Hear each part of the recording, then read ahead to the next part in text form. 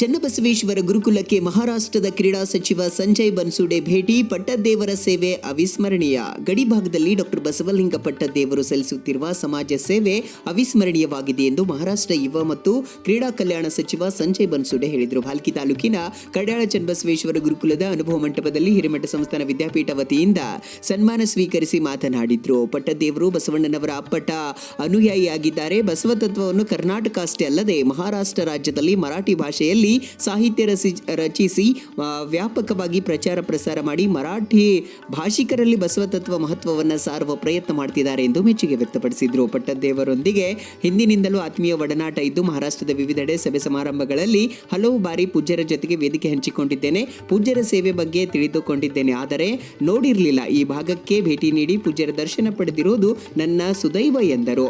ಪೂಜ್ಯರು ವಿವಿಧ ಸೇವೆ ಜೊತೆಗೆ ವಿಶೇಷವಾಗಿ ಶೈಕ್ಷಣಿಕ ಕ್ಷೇತ್ರದಲ್ಲಿ ಕ್ರಾಂತಿ ಮಾಡುತ್ತಿರುವುದು, ಗುಣಾತ್ಮಕ ಶಿಕ್ಷಣಕ್ಕೆ ಆದ್ಯತೆ ನೀಡುತ್ತಿರುವ ಹಿನ್ನೆಲೆಯಲ್ಲಿ ಪ್ರತಿ ವರ್ಷ ಮಹಾರಾಷ್ಟ್ರದ ಸಾವಿರಾರು ವಿದ್ಯಾರ್ಥಿಗಳು ಪೂಜ್ಯರ ಶಿಕ್ಷಣ ಸಂಸ್ಥೆಯಲ್ಲಿ ಪ್ರವೇಶ ಪಡೆಯುತ್ತಿದ್ದಾರೆ ಎಂದು ಸಂತಸ ವ್ಯಕ್ತಪಡಿಸಿದರು. ಸಾನ್ನಿಧ್ಯ ವಹಿಸಿದ ಬಸವ ಕಲ್ಯಾಣ ಅನುಭವ ಮಂಟಪ ಟ್ರಸ್ಟ್ನ ಅಧ್ಯಕ್ಷರಾದ ನಾಡೋಜ ಡಾಕ್ಟರ್ ಬಸವಲಿಂಗ ಪಟ್ಟದೇವರು ಮಾತನಾಡಿ, ಮನುಷ್ಯನ ಎಲ್ಲ ಸಮಸ್ಯೆಗಳಿಗೂ ಬಸವ ತತ್ವದಲ್ಲಿ ಪರಿಹಾರ ಇದೆ.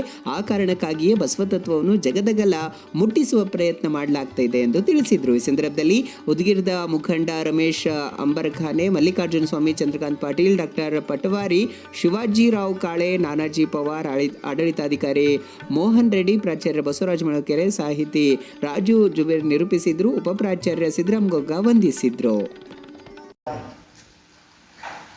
आणि एवढा कमी कालावधीमध्ये एवढं मोठं विश्व निर्माण करणं ही साधी बाब नाही ना. त्याला कुठला पॉलिटिकल मदत नाही. सगळ्या भक्ताकडून तुमच्याकडून जे काही येतं त्या माध्यमातून सगळं उभारतं. आज हा परिसर बघितल्यानंतर अण्णा एक ऊर्जा देणारा परिसर म्हणून आपल्या त्या ठिकाणी वाटतो. आज इथं खरं तर मल्लिकार्जुन स्वामीजी तुम्ही जे आणलात ते खूप चांगलं काम केलं. आणि आपण जसं म्हणाला की पेपर छोटा आणि प्रेम बडा, हे सही बात आहे.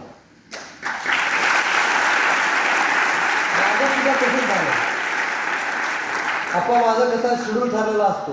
मी सकाळी 8 वाजल्यापासून माझे कार्यक्रम त्या ठिकाणी ठरलेले असतात. आणि आता माझा 1 वाजताचा कार्यक्रम देवळी तालुक्यामध्ये होता, 2 वाजताचा कार्यक्रम जळकोटला होता आणि अनेक पुन्हा उदगीरमध्ये कार्यक्रम करून ते संध्याकाळी कशी होती मला ते कळत नाही. पण इथं आल्यानंतर मी फक्त आपांचं दर्शन घ्यावं आणि आपण फक्त त्यांचा सत्कार स्वीकारून जावं. पण तुम्हाला सगळ्याला बघितल्यानंतर, हा परिसर बघितल्यानंतर इथून जाऊच वाटत नाही.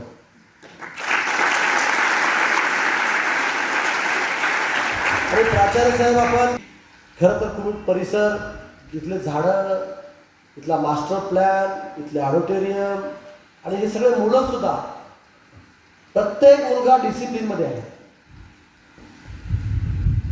एवढी चांगली डिसिप्लिन आतापर्यंत मी कधीही पाहिली नाही.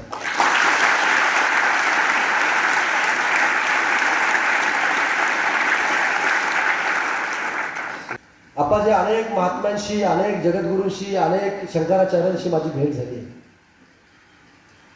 अनेकांनी चांगलं काम केलेलं आहे. पण इथं आल्यानंतर एवढ्या कमी कालावधीमध्ये एवढं भव्य दिव्य विश्व निर्माण करण्याचं काम ईश्वरानं तुमच्या हातून त्या ठिकाणी घडवलेलं आहे.